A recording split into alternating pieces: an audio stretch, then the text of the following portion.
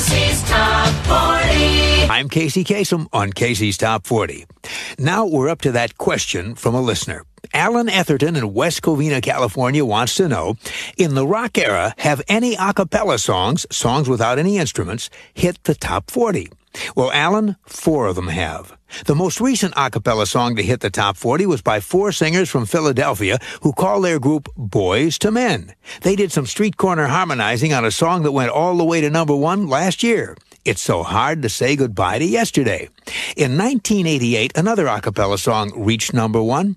To many people, it sounded like it had lots of musical accompaniment.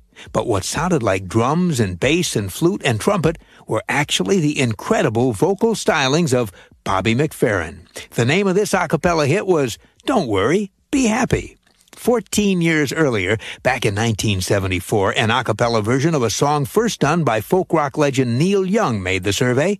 The 1974 version was performed by a British trio called Prelude. It was the song After the Gold Rush. Finally, the very first a cappella song to hit the top 40 was also an updated version. It was a song written way back in 1779 by Reverend John Newton, a song that had been performed and recorded many times. In 1970, 191 years after it was written, Judy Collins did a recording of it live in St. Paul's Chapel in New York City, and that a cappella recording became a top 40 hit. It was the classic hymn, Amazing Grace. There's your answer, Alan. 4 a cappella songs have hit the top 40 in the rock era. It's So Hard to Say Goodbye to Yesterday, Don't Worry, Be Happy, After the Gold Rush, and Amazing Grace. Thanks for writing in. Now, on with the countdown. Number 30.